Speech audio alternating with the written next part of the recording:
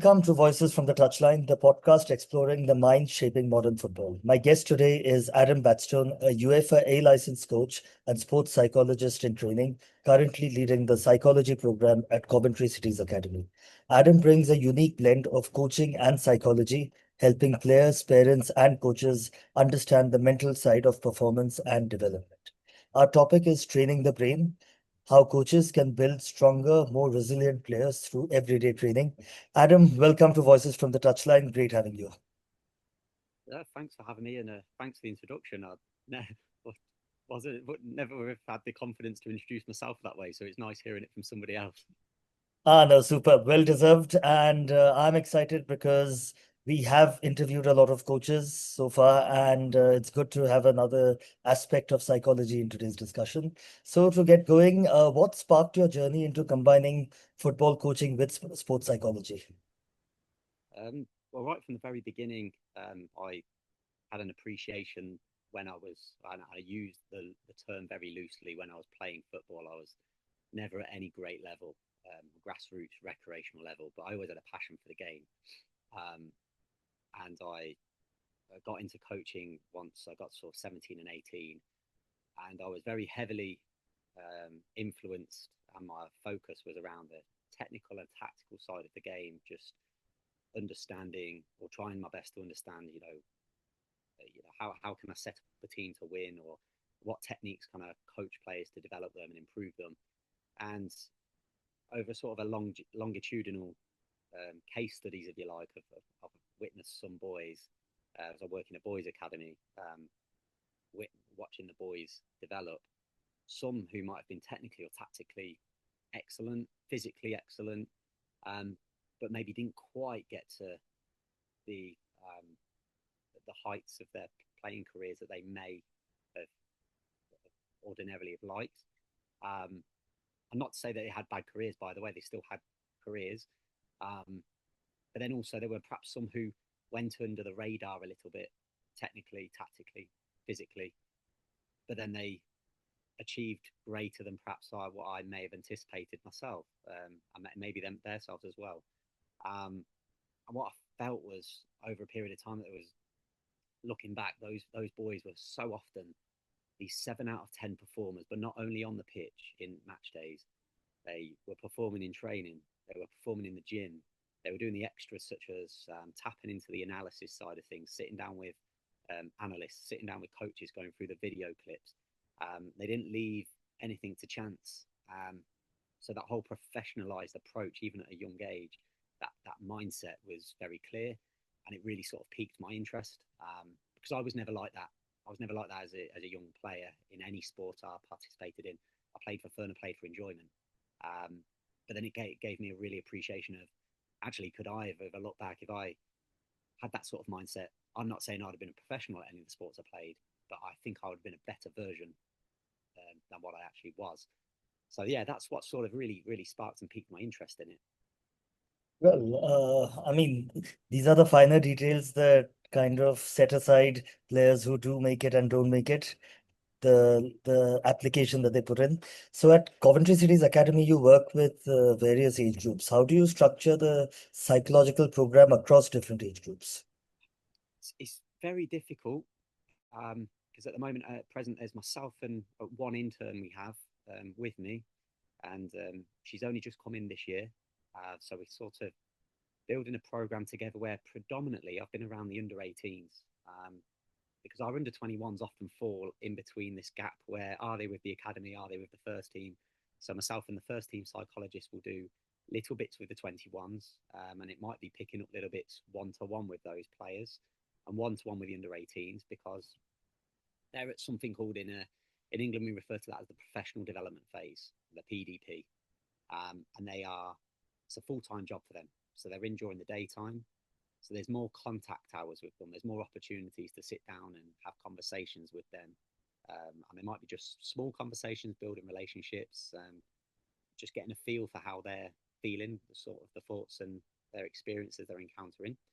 And they're of an age where they can perhaps process their emotions a little better than some of the younger children.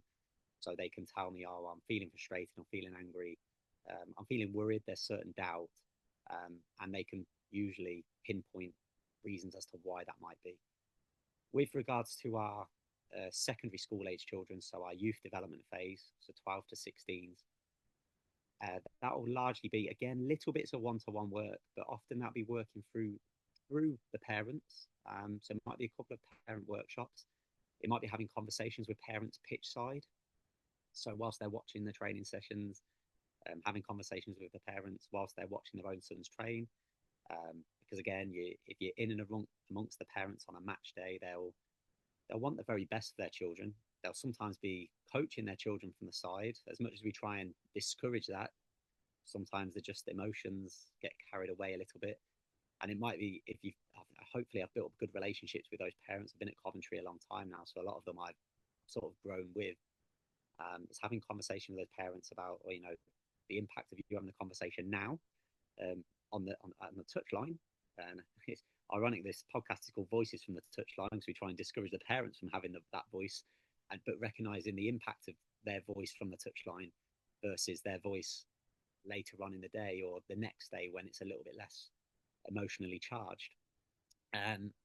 As well as that, working through the parents, working through the coaches as well, and that extends right down into our foundation phase. So for all the boys from under 8 to 11 years of age, so primary school age children in England, might be doing workshops with the coaches, helping them structure their sessions, to hit some of the psychological outcomes that we want to try and achieve at those formative age groups as well.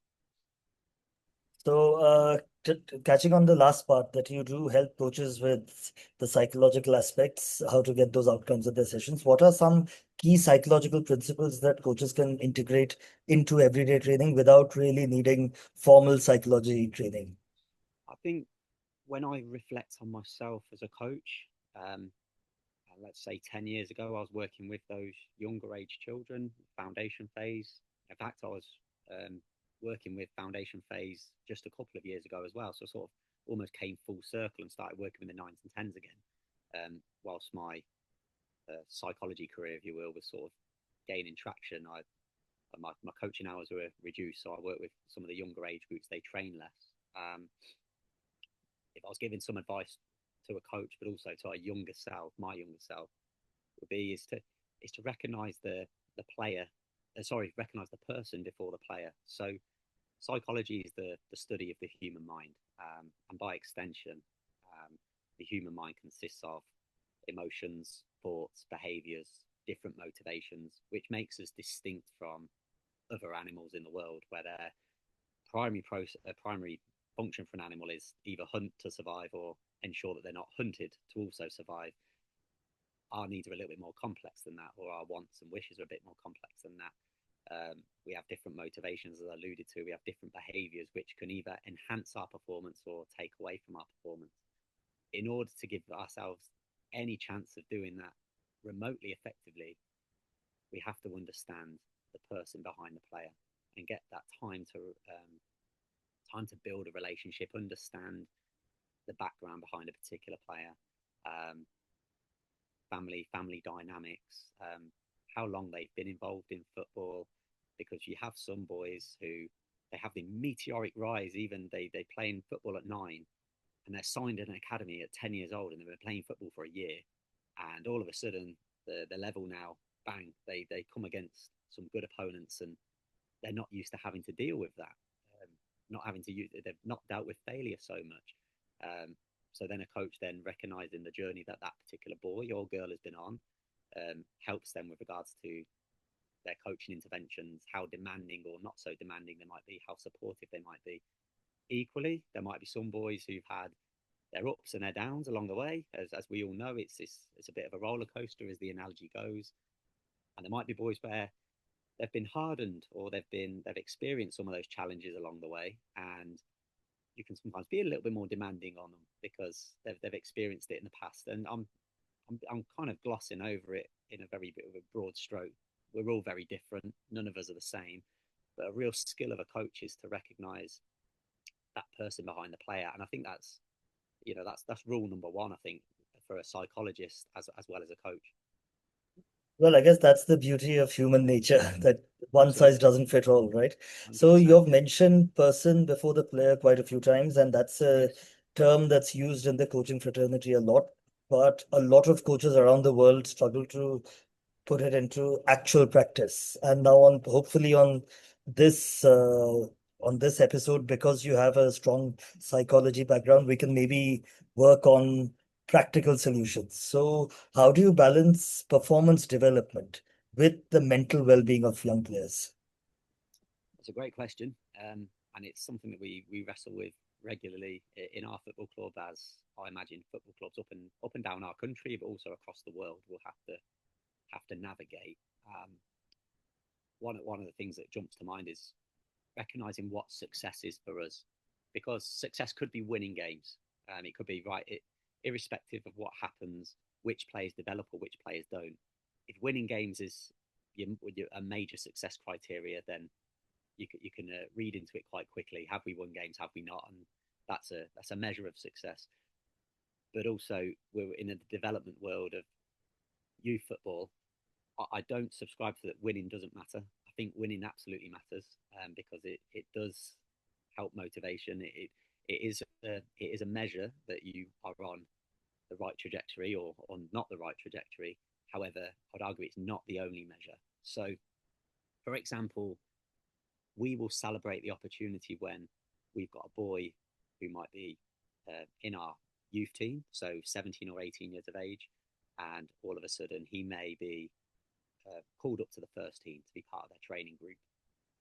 We might have lost a few games, but it's a measure of our success as a coaching program.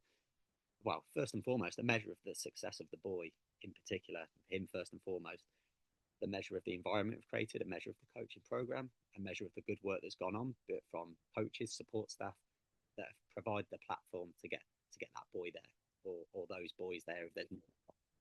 So that's a fantastic measure of success, and it might not equate to you winning games. It might be that actually someone from a first team environment has seen them. They've asked, "Oh, who would you recommend to push up?" And you've pushed someone up. They've held themselves well in that environment.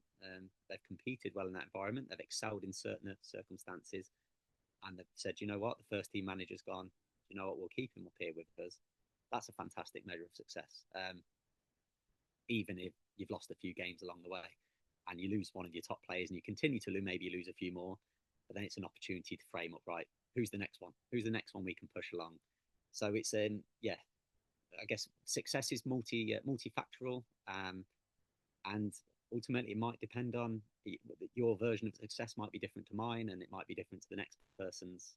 But having a real understanding of what success means to you and how you can measure it is probably a good starting point. Fantastic, fantastic. My next question is a bit biased because it's to do with the Indian culture, the Indian football culture, I'd say. So Yeah.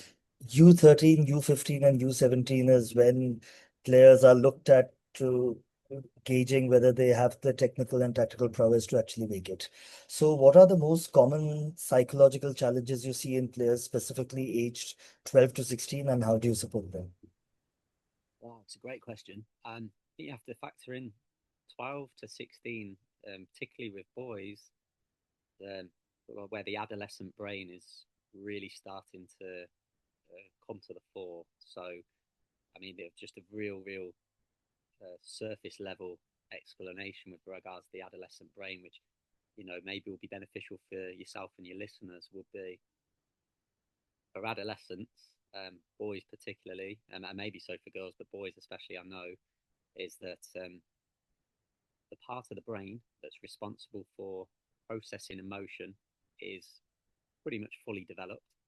The part of the brain that's responsible for processing and sort of rational decision making is not not developed anywhere near quite to the same level as the part of the brain responsible for emotions. So how that manifests is a player makes a mistake or a player has a bad game, a player is dropped from a squad.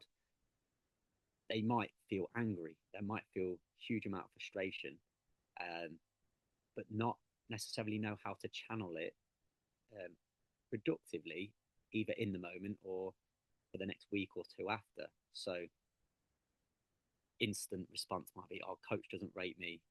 I'm terrible," and they lose a bit of faith, they lose a bit of hope, they lose a bit of motivation, and that subsequently affects performance. So sometimes they can get really high with the highs, but then the lows, they're really low with the lows. And I think our role as coaches or support staff is we've effectively got to be that rational part of the brain for them. So, for example, sitting down with a particular player, look, we've got some coaches who do this really well in our academy. I wasn't one of them, by the way, but there were some coaches who were brilliant at this, where they would sit down with a player and they would sit them down and say, look, this is what your next 6 weeks look like. And it might be somebody who, let's say, for example, is a late developer physically.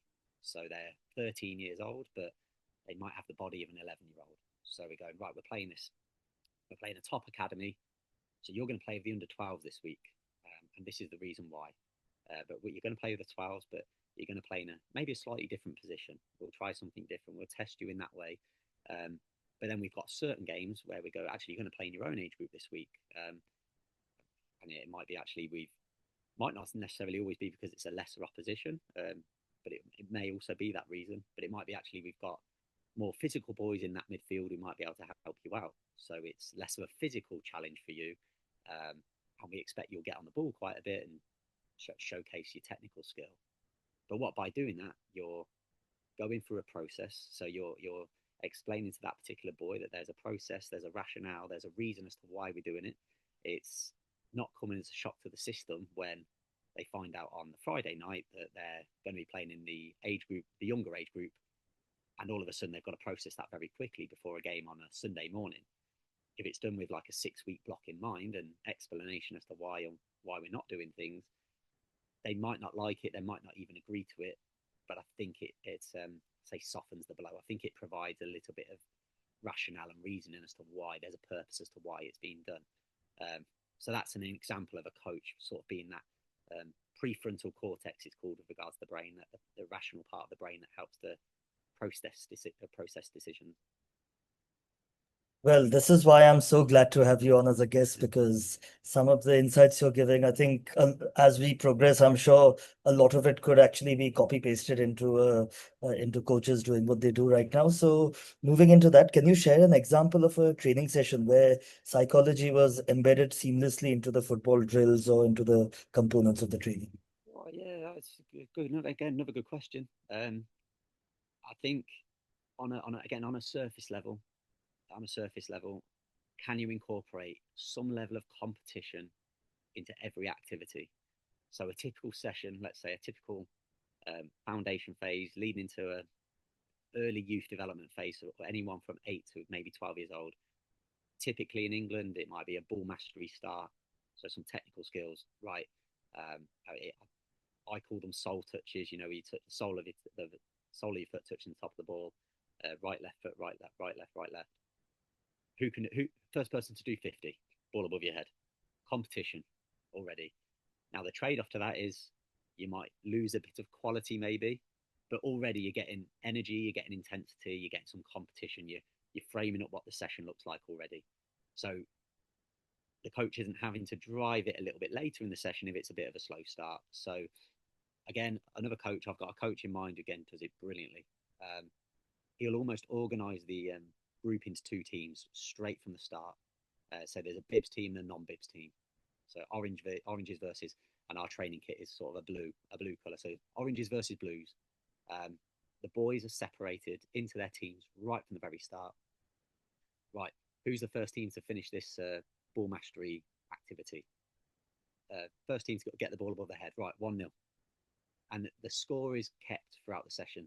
So you might go into 1v1s and it's you versus me in a 1v1 and you beat me and you score. That's another point for your team. You've earned a point for your team. So you might get to the 3rd or 4th activity or drill, whatever you want to call it, and the oranges are 14 and the blues are 12. So they've got a +2 goal difference. So you go into the game and they start 2-0 up. So now there's something, every activity leading up to the game means something. And there may be a consequence. And I know there'll be psychologists who argue, oh, don't use a punishment, or don't get boys, or particularly the older ones, or they can't do press up because they might associate that negatively. I don't really subscribe to that. I do think those sort of punishments they create a bit of camaraderie, a bit of banter, if you will, between the two groups. If there's a group that has to do push-ups or a group that has to move the goals at the end of the session, the other team are doing everything they can to not be that team to have to do it. So again, you get that intensity and you get that drive and you get that fight in the session, which is ultimately what we're preparing them for, that competitive element. So when our older boys play on a Saturday, our younger ones play on a Sunday, they've had that intensity of competitiveness within the week, and they're not experiencing that for the first time on match day. Because if that's the case, we've failed them. So on a surface level, I'd say getting that sort of competitiveness in there.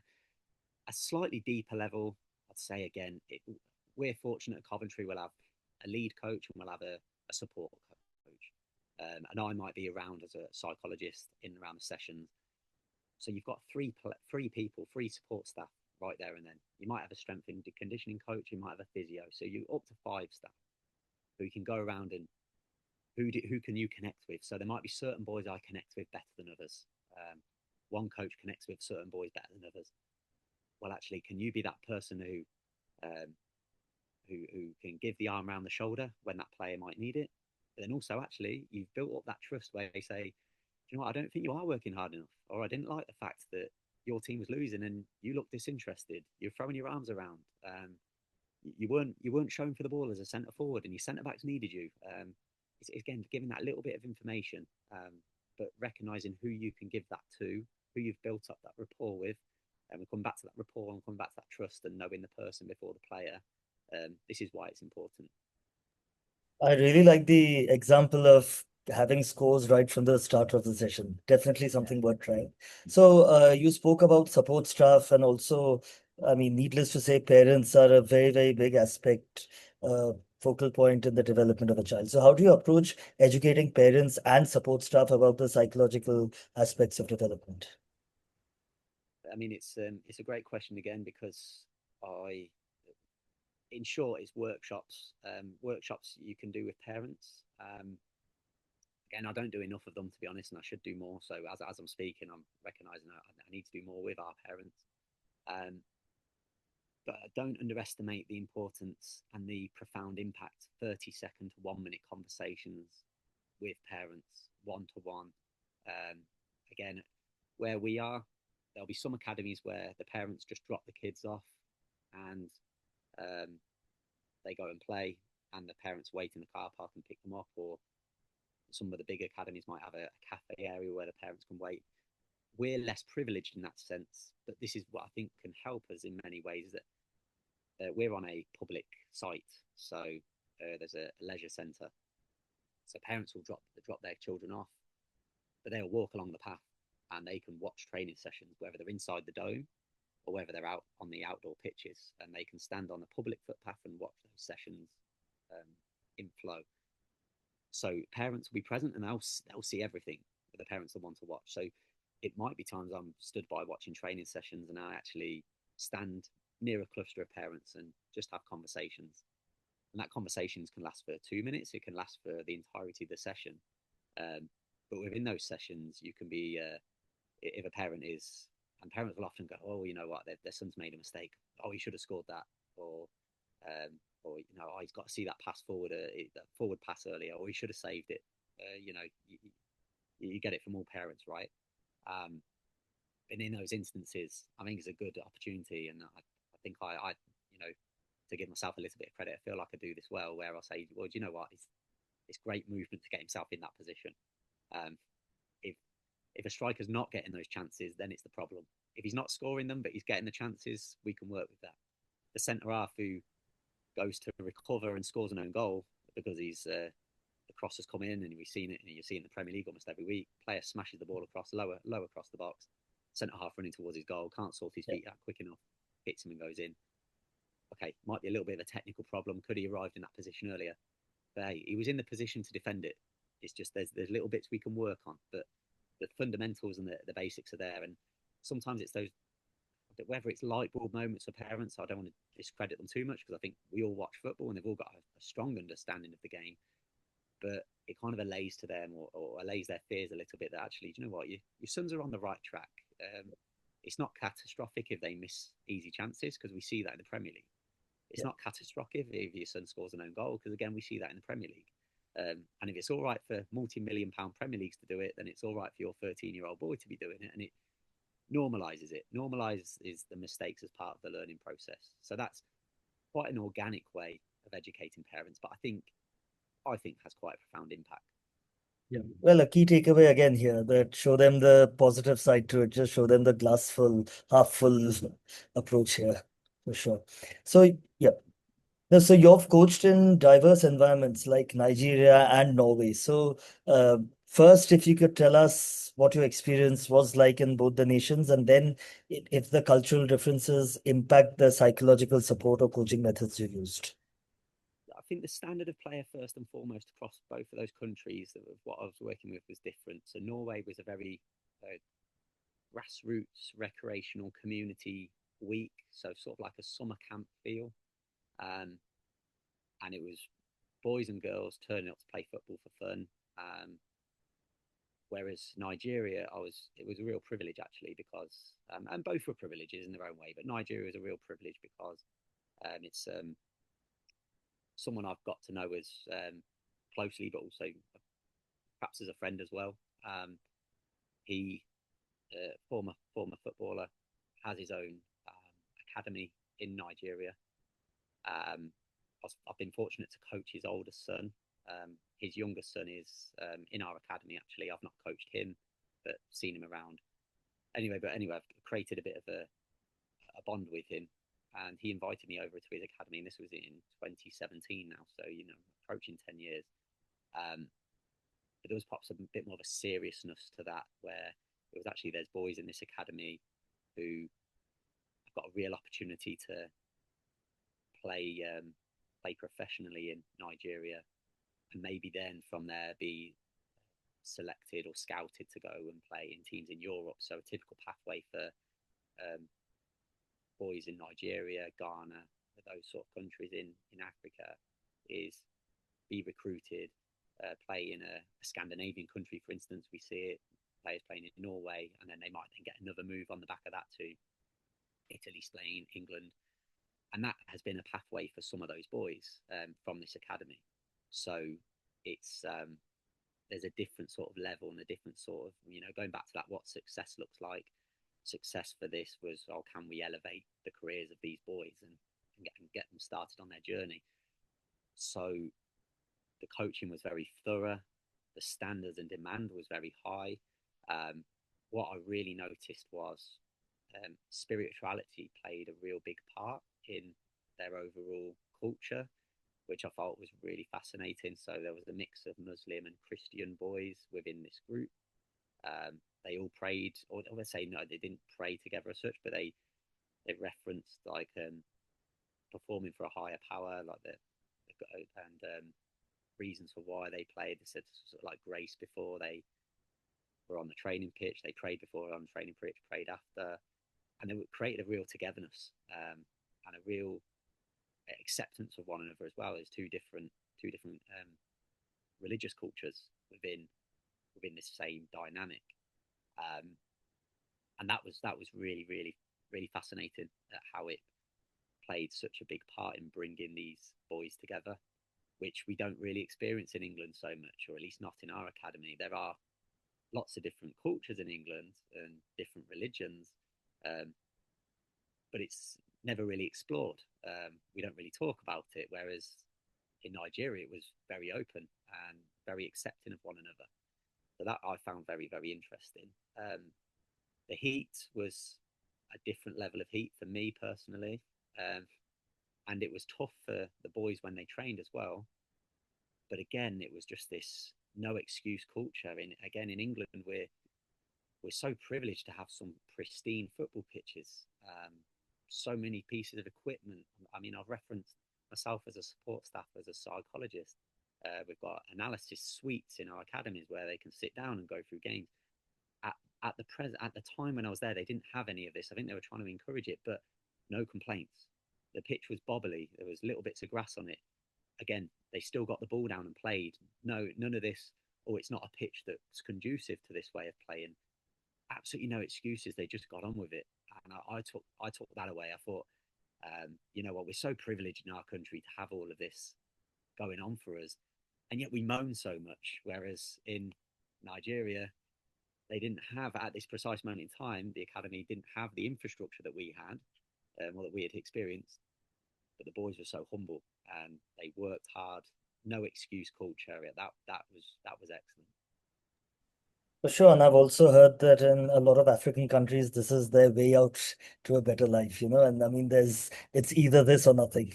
So I'm sure that Yeah, I mean, contributes. yeah, I mean, I and what I would say to that is sometimes that's the perception, isn't it? I mean, there's a lot of other careers and opportunities, and Yeah, I'd recommend anyone to travel and go to Africa because there are um, there are opportunities in other different careers. I remember landing in Lagos, and it was like landing in a European city.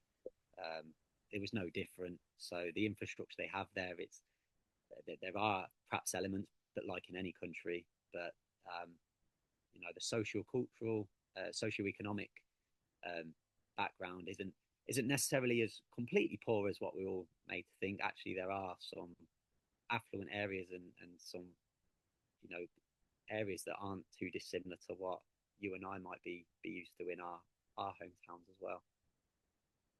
definitely. Now, I believe that coach behavior and language plays a pivotal role in, shaping or rather creating a safe learning environment for young players. What do you think about it? Sorry, could you just repeat the question? So, well, what role does coach behavior and language play in shaping a psychologically safe learning environment for young players? Yeah, well, in short, it's a big role. So coaching behaviours, I can recall watching myself back when I was coaching. I was on the touchline, and you watch yourself back and you see your mannerisms. And I'd recommend if a coach does have the access, if their games do get filmed, watching mannerisms on the touchline following a mistake, watching mannerisms and the way you interact with one person versus another one. We all have our biases. We all have our frustrations when we see, a classic example of that player who dribbles and dribbles and dribbles could be a match winner, but for 70 minutes they could really frustrate you because they've taken an extra touch. They could have passed it earlier. Now, again, there's no magic formula for this because sometimes it is the right decision to move the ball quicker, but it's sometimes also the right decision to go and try and beat that player. I mean, Jack Grealish is a great example in England where he can be a match winner and he's proven that in his career with Aston Villa, a little bit with Man City and Everton. He's doing it with as well, where he can produce something out of nothing. But I can only imagine him as a younger player, perhaps taking too many touches at times, dribbling the ball when he could have passed it, not always making the best decision. And a coach then has to, if a coach gets too irate, too angry, insists, no, you've got to pass it there, then it might take away that super strength that he has. However, on the flip side, and there is a flip side, there's always a flip side. I think there are times where a coach, if he neglects that or he or she neglects that and just lets them dribble, just lets them play without a consideration of actually, are there better decisions? Then I think we're failing the player as well, because we want good technical players, we want good physical players, we want players who can make good decisions as well. And if they're not recognising those decisions, then we have to go and step in and impact that. Back to the coach behaviours though, um, I've been a coach who sometimes I've turned myself away from the game. I've got frustrated. I've turned myself away, and I've asked myself the question: what would I be thinking if I was being coached by myself? And ideally, as players, we'd want to be on the pitch and just have nothing to worry about and nothing to think about other than our performance in the game and what's going on in the game. Any thoughts creeping in about, coach has thrown his arms up, coach is kicking the floor, he's frustrated. It affects our thinking, it affects our mental processes, which subsequently affect our performances. So our actions and mannerisms in a short moment might mean nothing to us, but might have a big impact on certain boys or certain players. Super. Now, there are three terms that apply to football and psychology, which I was quite intrigued by. So, one is growth mindset, another is emotional regulation, and another is resilience. So, how do you help coaches understand these concepts and try and apply them in their own training sessions? Well, if I work backwards with resilience, I'm very fortunate that there's a few people I know at Nottingham Trent University who really specialise in their research all around resilience, and it's particularly in England. It's probably a term that's been misunderstood for a period of time because people take it as just bouncing back from a setback. And the nice analogy of people I've heard people say is we're human beings, not bouncy balls. That we can't just have a bad game or an adverse moment in our life and be expected to wake up the next day and everything's all good for us. Is it might take actually we've had a bad performance, we've received some critical feedback, and it might be truthful feedback but hard hitting feedback. Might have been deselected from a squad, maybe even released from an academy program, and now have to find our way into another academy or back into recreational grassroots football again. So therefore, a week, a month, a year might go by before that boy or that girl is back to where they once were. But that's still resilience because they've got to back to where they once were. They're stronger for it. And maybe if they approach a similar situation in future, they adapt and they tweak and they learn from the process. So that kind of links in with the resilience and the growth mindset aspect. Is the growth mindset is being able to recognize this has worked for me, this has been successful for me, this is a strength of mine, so I'll keep that ticking over, I'll keep working on that. But actually this is something that's it's affecting my game and it's a weakness I need to work on, and I need to work on it, and this is how I'm going to work on it. I'm going to speak to the relevant people as opposed to pretend it's not a weakness and just ignore it. And it's an example of sort of having a look at yourself in the mirror, taking stock of yourself as an individual, your stock as a player, and going, what do I need to work on? Is it sabotaging my game? Because if the answer is yes, then I definitely need to work on it. Is this sabotaging my game and sinking the boat, as it were? No. Well, I could work on it, but I definitely need to work on my strengths as well. So to just keep that growth aspect of just constantly wanting to improve, and it might be by a minuscule amount. It might be actually doing a little bit of extra work in the gym. It might be sitting down with the coach and going, do you know what? I'm playing left back in this position.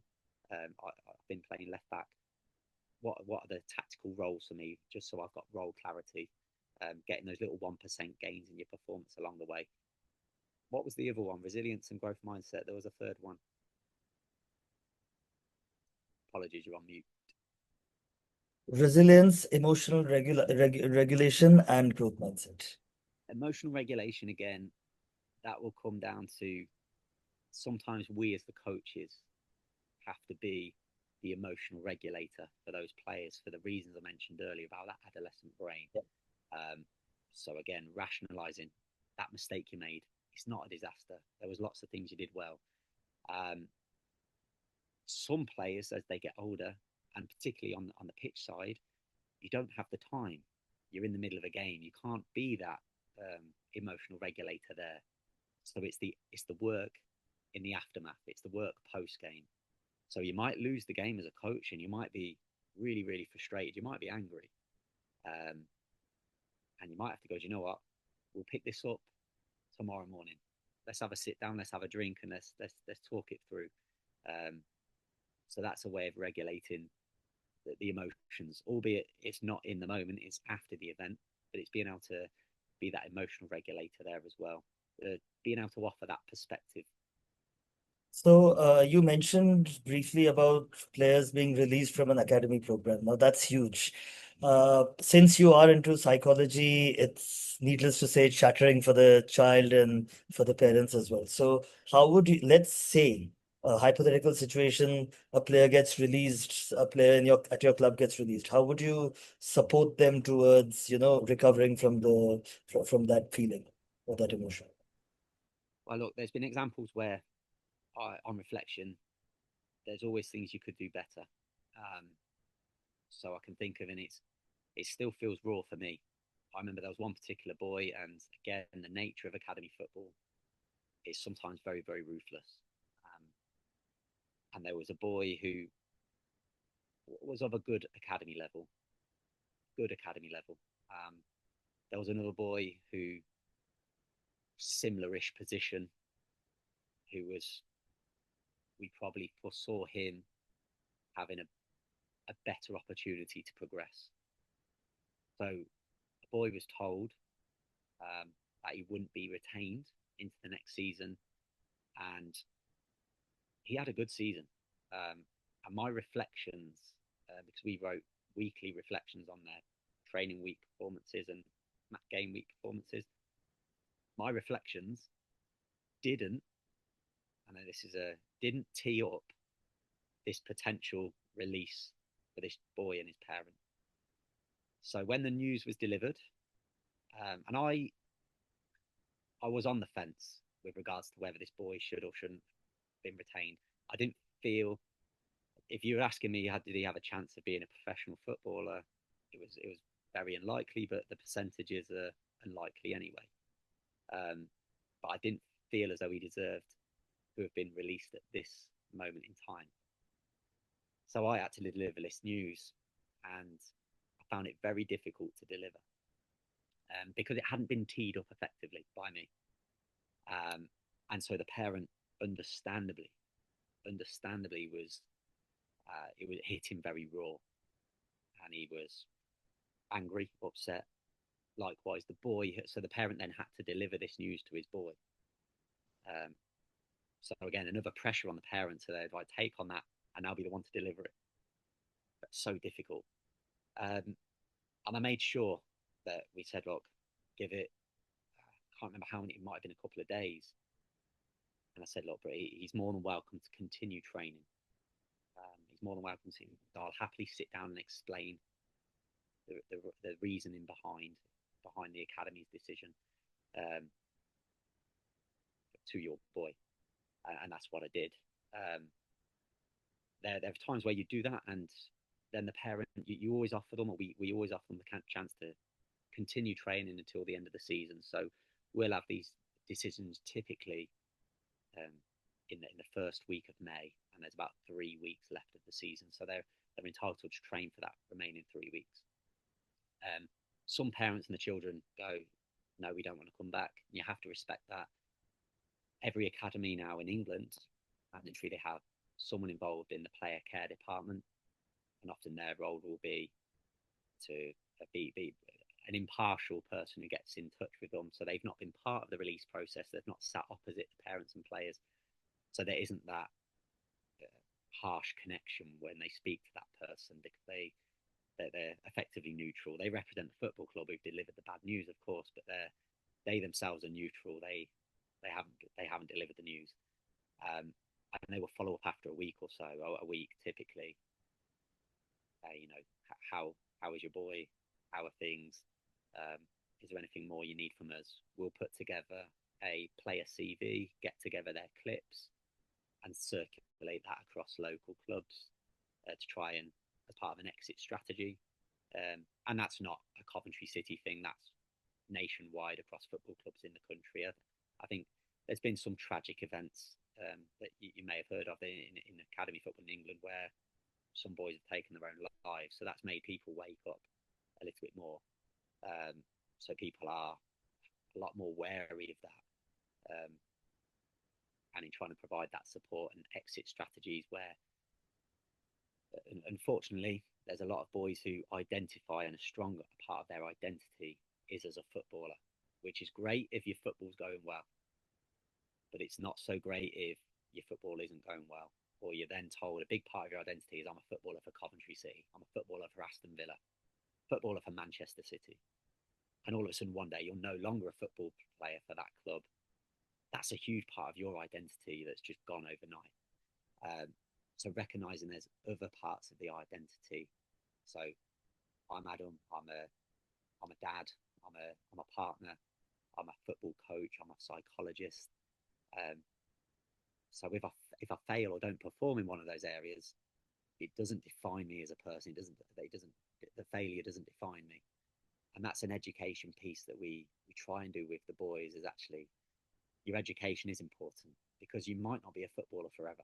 Well, you won't be a footballer for forever, but you might not make enough money in the game where you are, you know what, you don't have to work again. You might then have to go into another job. So if you are a good mathematician at school, if you're good at science, if you're an artist, we try and celebrate that as well, and get the boys to understand that and celebrate. They might represent their local county in cricket. They might be a rugby player. So we celebrate that as well. So football isn't their sole identity. So if it does come to an end, and as much as they don't want it to come to an end, and they don't find another club, or they don't find another club at the same level, then that moment doesn't define them as a person, and that's far easier said than done to as a piece of work. Yeah, well, I guess here your another message is that for all the players, try and help them identify another interest in their life, so that then in case football doesn't work out, then with the same, maybe not the same level of passion, but at least with some interest, they know that they have another option to explore. Now, how important, according to you, is reflection, both for players and coaches in psychological development, and how do you structure reflection? It's massive, and I laugh because I'm on a process of as you alluded to at the start, I'm a sport and exercise psychologist in training. So that means I've got a supervisor, I've got two reviewers, and I need to get far better at doing my reflections. And it is an integral part of the process. So when I do reflect, I do feel empowered. There are things where, so I spoke earlier about that boy who makes a mistake in the game, um, and it's catastrophic for him in the moment. And in the moments after it's catastrophic, I think coaches can then do well to reflect on, well, you know what? I can use that as a reflective piece. How well was my conversation delivered with that particular boy after the game? So you can reflect on the content of the conversation. What went well, what could be better. You know, there's certain frameworks like that, even better if for next time. So then you've got a process whereby you can identify, actually, this went well. I could do more of this. I didn't realize how effective this was, so I'm going to keep doing more of that. The way I asked that question, or the timing of that question, or the fact I asked that question to him in front of a group as opposed to speaking in one to one, that could have been better. So even better if next time I speak to this particular individual, his body language when I speak to him in front of a group is different to that when I speak to him one to one, because he's more open, he's more honest. So those sort of reflections are powerful because it brings to the surface on a conscious level of what works versus what doesn't. By not reflecting, you end up losing those moments and those gold dust moments of bringing that knowledge to the fore. So it's no longer in your subconscious; you're consciously aware of it now, and that's massive. That's really important. So we're fortunate again. We've got a group of coaches at the club, and we'll have a coaches meeting on a Monday, and we'll get together and we'll review the games. We'll review the week of training.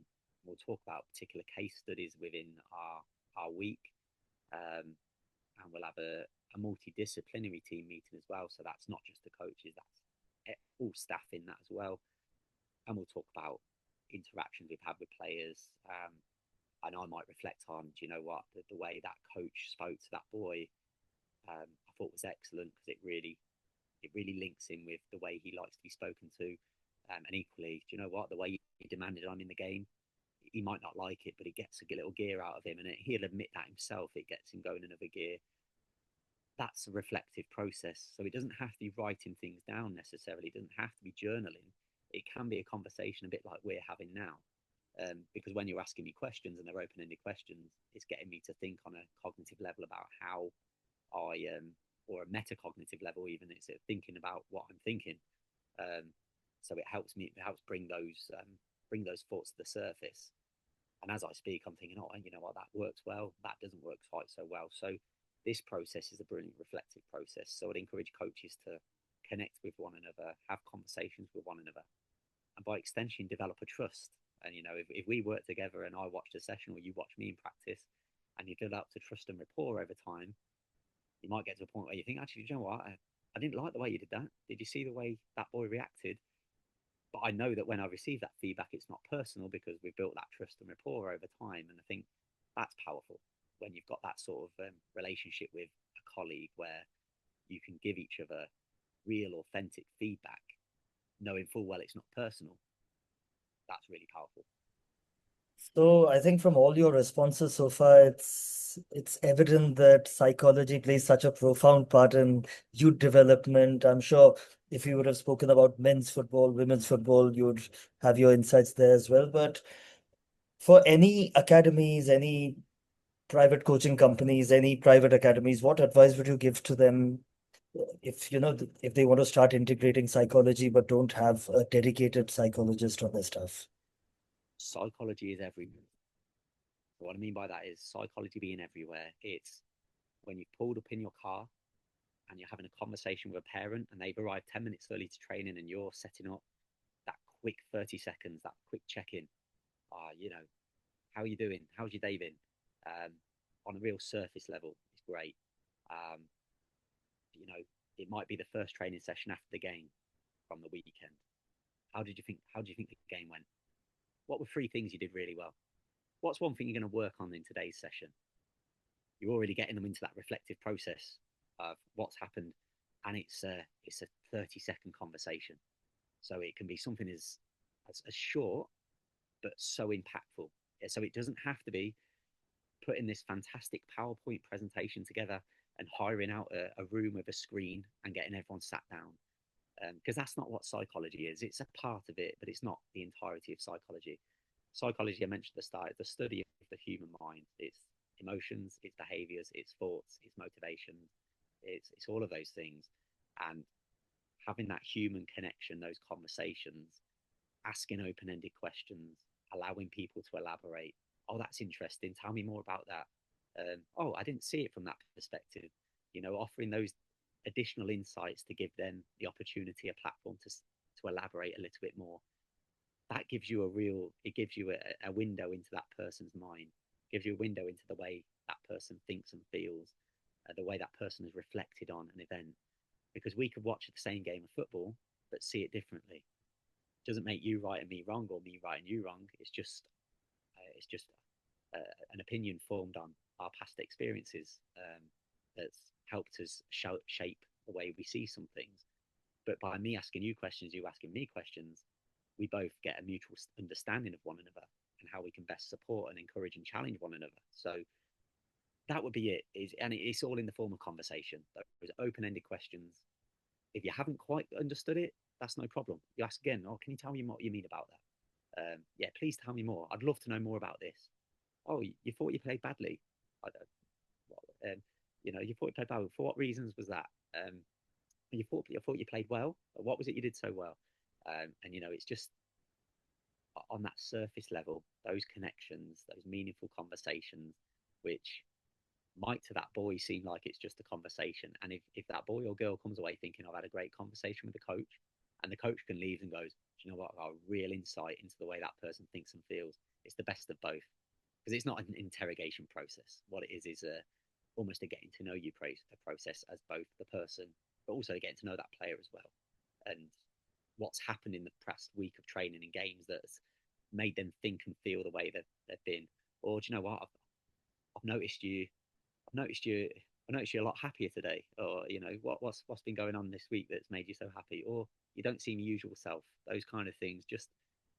And they might not give you much initially. They might be quite resistant at first, but it doesn't mean you quit on it. You meet them where they are again, and it might be the next drinks break you have that conversation.